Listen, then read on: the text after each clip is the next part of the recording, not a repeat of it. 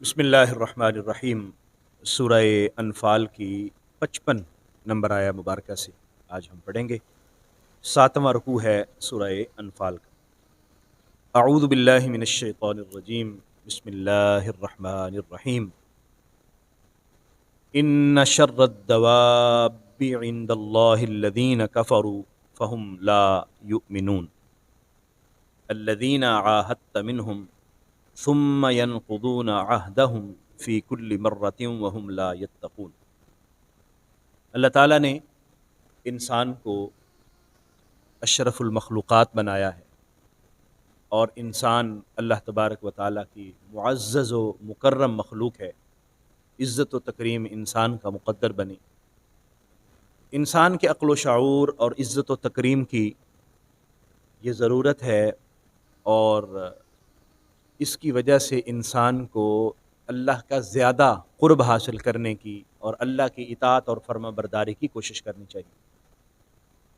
دیکھیں، جانور ہے، اس میں شعور کی، ادراک کی وہ کیفیات نہیں ہیں جو اللہ نے انسان کو عطا فرمائی۔ وہ علم حاصل نہیں کر سکتا، اس کو فہم نہیں ہے، اور اس کو معرفت حاصل نہیں ہوتی جو اللہ تعالیٰ نے انسان کو عطا فرمائی۔ لیکن اس کے باوجود بھی سب کچھ ہونے کے انسان اگر اللہ کا اطاعت گزار نہ بنے اور اللہ کی بندگی کی طرف نہ آئے تو پھر اس سے بد نصیب اور کون ہوگا۔ قرآن مجید نے بہت سے مقامات پر ذکر فرمایا کہ وہ لوگ جو اتنی سمجھ بوجھ ہونے کے باوجود بتوں کی پوجا کرتے ہیں اور اللہ کی معرفت حاصل کرنے کی کوشش نہیں کرتے، تو جانوروں میں اور ان میں کیا فرق ہے؟ جانور بھی کھاتے پیتے ہیں، زندگی گزارتے ہیں، نسل بڑھاتے ہیں، اور ان کا بھی اور کوئی کام نہیں ہے۔ صبح نکلتے ہیں کھانے پینے کے لیے، سارا دن تگ و دو کرتے ہیں، اور پھر شام کو اپنے جگہ پر واپس آ جاتے ہیں۔ تو اگر انسان بھی یہ کرے کہ صبح نکلے اور اپنے رزق کی تلاش میں سارا دن سرگرداں پھرتا رہے اور شام کو گھر واپس آ کے سو جائے کھا پی کے، اور اللہ کی بندگی اور عبادت کی طرف کوئی اس کی توجہ نہ ہو، تو پھر اس جانور میں اور اس انسان میں کوئی فرق، بلکہ انسان تو پھر جانور سے بھی بدتر ہوا نا، کہ جانور کے پاس تو فہم و ادراک نہیں ہے، علم نہیں ہے، دیگر چیزیں بھی نہیں ہیں جو انسان کو اللہ نے عطا فرمائی۔ تو پھر انسان کو اللہ کا زیادہ شکر گزار ہونا چاہیے اور اس کی اطاعت اور فرما برداری کی طرف زیادہ متوجہ ہونا چاہیے۔ یہاں فرمایا کہ اللہ کی بارگاہ میں وہ لوگ جو ایمان نہیں لے کے آئے اور کفر اختیار کرتے ہیں، وہ تو جانوروں سے بھی بدتر ہے۔ ان شر الدواب عند اللہ، بے شک اللہ کے نزدیک برے ترین جانور کون ہیں؟ الذین کفروا، وہ لوگ جنہوں نے کفر کیا، فہم لا یؤمنون، اور وہ ایمان نہیں لے کے آئے۔ یہاں پر کافروں کو ان جانوروں سے تشبیہ دی کہ یہ برے ترین لوگ ہیں اور کفر اختیار کیا ہے اور ایمان بھی نہیں لے کے آئے۔ اس کے بعد کی جو آیات ہیں، یہ بنو قریظہ جو یہودیوں کا ایک قبیلہ تھا، مدینہ منورہ میں آباد تھا۔ نبی کریم صلی اللہ علیہ وسلم جب مدینہ طیبہ تشریف لائے تو آپ نے ان سے معاہدہ فرمایا کہ ہم اکٹھے مل جل کے رہیں گے، ایک دوسرے کے معاملات کو دیکھیں گے۔ اگر آپ لوگوں پر کسی نے حملہ کیا تو ہم آپ کے معاون ہوں گے، اگر مسلمانوں پر کسی نے حملہ کیا تو آپ معاونت کریں گے، اور دشمن کے ساتھ تعاون نہیں کریں گے، دشمن کی مدد نہیں کریں گے۔ مسلمانوں کو جب پریشانی ہوئی تو انہوں نے کافروں کی مدد کی، بنو قریظہ نے، اور کافروں کو اسلحہ فراہم کیا۔ نبی کریم صلی اللہ علیہ وآلہ وسلم نے جب پوچھا تو معذرت کرنے لگے کہ ہمیں معاہدہ بھول گیا تھا، معذرت قبول کر لیں، آئندہ ہم اس طرح نہیں کریں گے۔ حضور نے فرمایا چلیں ٹھیک ہے، معاہدہ قبول کر لیتے ہیں، دوبارہ اس کا اعادہ کر لیتے ہیں۔ پھر جب غزوہ خندق ہوا اور عرب کے بہت سارے لشکروں نے مل کر مدینہ طیبہ پر حملہ کر دیا، نبی کریم صلی اللہ علیہ وسلم نے خندق کھودی۔ اب انہوں نے دیکھا کہ اب سارے کے سارے عرب جو ہے وہ مسلمانوں پر ٹوٹ پڑے ہیں، مسلمان اب ختم، تو انہوں نے پھر کافروں سے ساز باز کی اور کفار مکہ کو کہا کہ تم باہر سے حملہ کرنا اور ہم اندر سے تمہارے ساتھ ہوں گے۔ تو پھر انہوں نے بدعہدی کی۔ نبی کریم صلی اللہ علیہ وسلم کو جب اللہ تعالیٰ نے غزوہ خندق کی فتح عطا فرمائی، حضور گھر تشریف لائے اور آپ زرہ تبدیل کرنے لگے، جنگی لباس اتارنے لگے، تو حضرت جبریل آ گئے اور عرض کرنے لگے کہ حضور آپ کیا کر رہے ہیں؟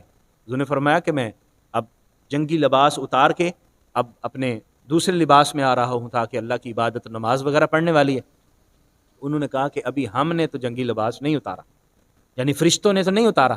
تو حضور نے فرمایا حکم کیا ہے؟ فرمایا اللہ کی طرف سے حکم ہے کہ اب بنو قریظہ کو سبق سکھانا ہے. تو پھر بنو قریظہ کو سبق سکھایا گیا. یہاں اللہ تعالیٰ نے ذکر فرمایا الذین عاہدت منہم، وہ لوگ آپ نے جن سے عہد کیا تھا، جن سے معاہدہ کیا، ثم ینقضون، پھر یہ معاہدہ کو توڑتے ہیں، ینقضون عہدہم، اپنے معاہدے کو توڑتے ہیں، فی کل مرۃ، ہر مرتبہ، فہم لا یتقون، اور وہ ڈرتے بھی نہیں ہیں. ہر مرتبہ اپنا معاہدہ توڑتے ہیں اور انہیں کوئی خوف بھی نہیں آتا کہ ہم معاہدہ توڑ رہے ہیں. لیکن لوگ اگر جہالت کا مظاہرہ کریں اور لوگ اپنی ہٹ درمی پر قائم ہوں اور وہ اخلاقیات سے عاری ہو جائیں تو اس کا یہ مطلب نہیں ہے کہ مسلمان بھی ایسا کریں. اور میں اگر وہ توڑتے ہیں تو آپ نے یکدم اس پر حملہ نہیں کرنا، یکدم ان کو جو ہے نا وہ جنگ کا نشانہ نہیں بنانا، بلکہ ان کو اعلاناً بتا دیں کہ تم نے معاہدہ توڑا ہے، اب ہم بھی توڑ رہے ہیں، اب ہمارا اعلان جنگ ہے. وَإِمَّا تَثْقَفَنَّهُمْ فِي الْحَرْبِ فَشَرِّدْ بِهِمْ مَنْ خَلْفَهُمْ، اور اگر یہ آپ سے بادعہدی کرتے ہیں جنگ کے اندر تو فَشَرِّدْ بِهِمْ مَنْ خَلْفَهُمْ، تو آپ ان کو ایسی ضرب لگائیں کہ جو پیچھے والے ہیں وہ بھی بھاگ جائیں، یعنی وہ بھی بکھر جائیں. لَعَلَّهُمْ يَذَّكَّرُونَ، شاید کہ یہ نصیحت حاصل کر لیں، شاید کہ مان لیں. اگر یہ بد عہدی کر کے آپ کے ساتھ مقابلہ کرتے ہیں تو پھر اب آپ بھی پھر ان کے ساتھ جو ہے نا وہ مقابلہ کریں. وَإِمَّا تَخَافَنَّ مِنْ قَوْمٍ خَيَانَةً، اور اگر آپ کو کسی قوم سے خیانت کا ڈر ہو، خوف ہو کہ یہ قوم خیانت کرے گی اور معاہدت کو توڑے گی، فَانبِذْ إِلَيْهِمْ عَلَى سَوَاءٍ، تو آپ ان کی طرف ان کے معاہدے کو پھینک دیں، یعنی برابر برابر کر دیں. انہوں نے توڑا تو آپ بھی کہہ دیں کہ بھئی ہم تمہارے ساتھ، ہم بھی معاہدے کو توڑ رہے ہیں. ایسا نہ کریں کہ خفیتاً چپ کر کے ان پر حملہ کریں اور ان کا نقصان کریں، ایسا نہ کریں. ان اللہ لا يحب الخائنین، اللہ تبارک و تعالی خیانت کرنے والوں کو پسند نہیں فرماتا. جو خیانت کرنے والے اللہ کو پسند نہیں. اب دیکھیے اسلام کا نظام اخلاق کیسا ہے کہ باوجود اس کے کہ کافر معاہدہ توڑ رہے ہیں اور معاہدے کی خلاف ورزی کر رہے ہیں، لیکن مسلمانوں کو یہ حکم نہیں ہے کہ وہ خلاف ورزی کر رہے ہیں اور آپ جو ہے وہ ان کے خلاف تلوار لے کر کھڑے ہو جائیں. نہیں، اور میں پہلے ان کو آگاہ کریں، ان کو بتائیں کہ تم نے یہ اب عہدی کی ہے اور ہم اپنا معاہدہ ختم کر رہے ہیں. پھر اس کے بعد ان سے جو ہے وہ لڑائی کریں. اور خیانت کرنے کا تو سوال ہی پیدا نہیں ہوتا.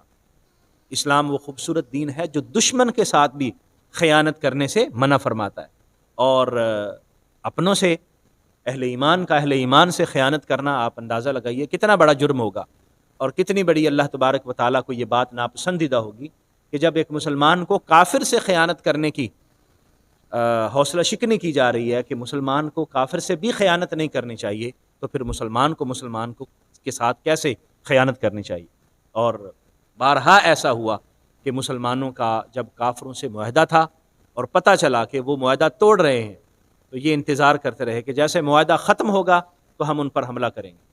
ایک مرتبہ حضرت امیر معاویہ، مفسرین نے اس واقعے کو نقل کیا، حضرت امیر معاویہ رضی اللہ تعالیٰ عنہ کا معاہدہ تھا کسی کے ساتھ، تو معاہدہ ختم ہو رہا تھا تو آپ نے اپنی فوجیں ان کی سرحدوں تک کھڑی کر دیں کہ جیسے معاہدہ ختم ہوگا، معاہدے کی مدت ختم ہوگی، ہم ان پر چڑھائی کر دیں گے. تو ایک صحابی رسول نے حضرت امیر معاویہ رضی اللہ عنہ کو بتایا کہ جناب نبی کریم صلی اللہ علیہ وآلہ وسلم نے ایسا کرنے سے منع کیا.